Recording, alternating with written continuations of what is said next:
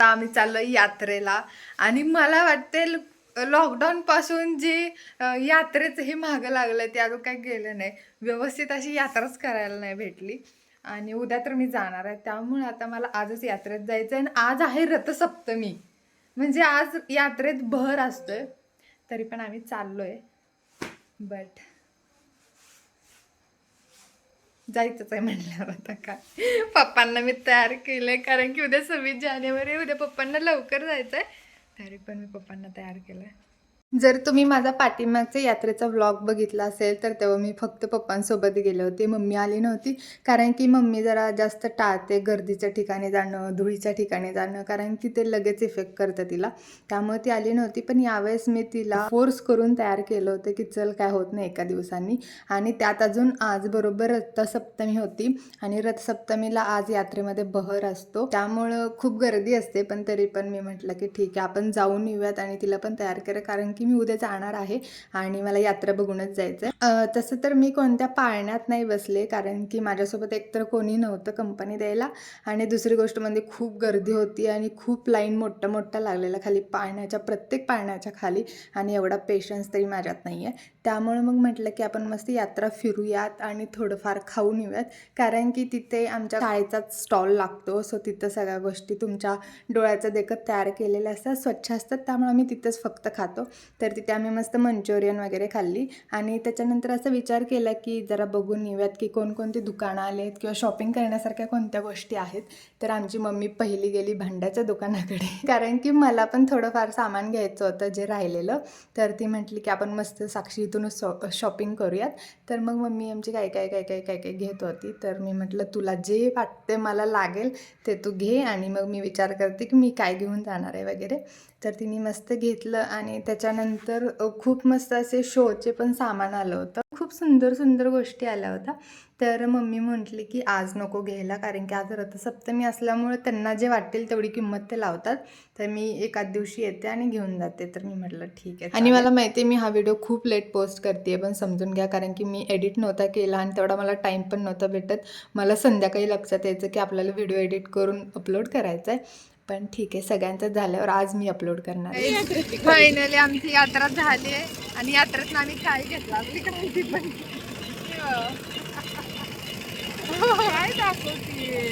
मी घेतलंय आम्ही यात्रेत, आय डोंट नो आवाज येतोय का नाही. मी घेतलंय आता मी मस्त रस प्यायला आलाय, ते पण एकदम बाहेर. इम्पॉर्टंट वाली खरेदी आहे.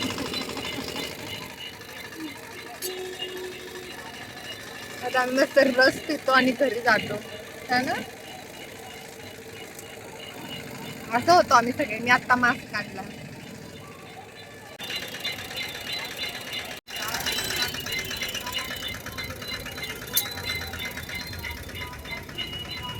ह्याच्याशिवाय यात्रा नाही आहे ना बाप्पा.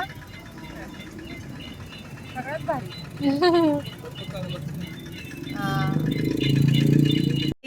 स्वारी चाललेली आहे रिटर्न, आणि आमची नवीन गाडी मला फक्त न्यायला आणि आणायला. हा, तिथपर्यंत. आणि त्या दिवशी तेवढा सत्यम पंढरपूरला न्यायला आला होता. त्यांची लय भारी पूजा केली, तिथलं झाडात फुल तोडलं ठेवलं गाडी. आणि फायनली मला रिटर्न जायचं आहे, आणि मला अजिबात येऊ वाटत नव्हतं घरून, कारण की आधी पण मी बाहेर राहिले. पण मी जेव्हा कॉलेजला होते ना, मी दर आठवड्याला घरी यायचं, आणि मी दर शनिवारी पप्पांना कॉल करायचे की पप्पांना सांगायचे माझे 4 वाजता कॉलेज संपतं, सो तुम्ही 4च्या अगोदरच या. आणि मग पप्पा यायचे आणि मी तशीच घरी जायचे. पण आत्ता असं होतंय ना की महिन्यातून एकदा, तरी मी आत्ता 2 महिन्यातून 2दा घरी गेली आहे, कारण की मला राहतच नाही आहे त्यामुळं. पण ठीक आहे. आणि खूप जण असं म्हणतात की सारखं काय घरी यायचं असतं, पण जे लोक बाहेर राहतात ना त्यांनाच माहिती आहे खरी घराची किंमत. तर हां, आपण त्यांना आता समजवू पण नाही शकत. पण जेव्हा मला वाटतं तेव्हा मी घरी येते, आणि आमचे मम्मी पप्पा पण ये म्हणतात. तर हां, असं असतं. आणि जेव्हा मी हॉस्टेलला राहायचे ना, तेव्हा मला असं वाटायचंच नाही की मी हॉस्टेलला राहते, कारण की मी दर आठवड्याला घरी यायचे. आणि जर समजा एकाच आठवडा मी राहिले असं काहीतरी कारणामुळं, तर मग मला सगळे हॉस्टेलमधले विचारायचे, साक्षी तू आज घरी नाही गेली? तर मग तुम्ही विचार करा मी किती वेळा घरी यायचे.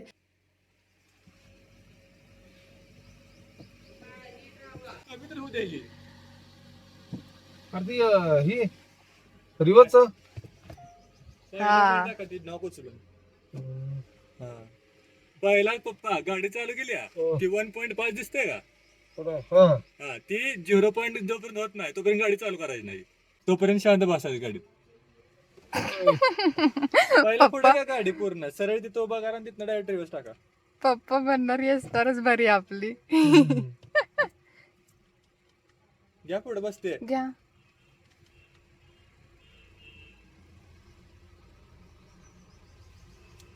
आणि तुम्ही मी चालवायला लागल्यावर काय रिएक्शन असेल तुमची पप्पा? पुढून जात नाही का, काम चालू आहे का?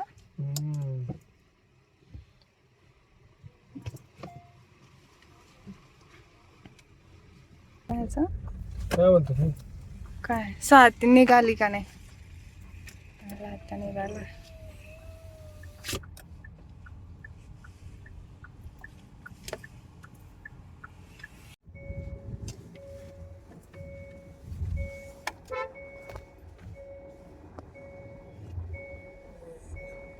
सेल्वी काय अजून स्लेविया. पप्पा आपल्या कुठल्या कुठल्या गाड्या ठरल्या होत्या ना, आली तिसरीच. आम्ही इतक्या गाड्या ठरवल्या होत्या आणि तिसरीच घेतली.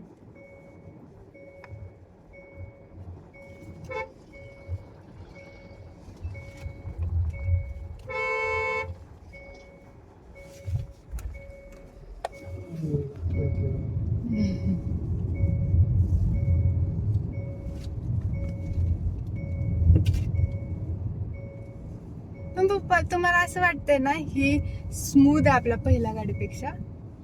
पेटा चांगलीच आहे आता कुठली मूवी पेटा चांगलीच आहे. म्हणजे लगे पिकअप देते.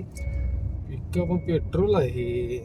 हा पेट्रोल आहे त्यामुळे तर आहेच, तरी पण तुम्ही कमी वापरा पण पेट्रोलची गाडी वापरली पाहिजे. आता मध्ये काल काल बघा ह्याच्यामध्ये घाटामध्ये मुंबईच्या घाटामध्ये डिझेलच्या गाड्या बरोबर चढावर बंद पडल्या. आणि कसं ते जास्त ट्रॅफिक लागलं त्याला होती ना गाडी, डिझेलचं अवघड असते. त्यामुळे थोडी जरी असली तरी पण पेट्रोलची असते.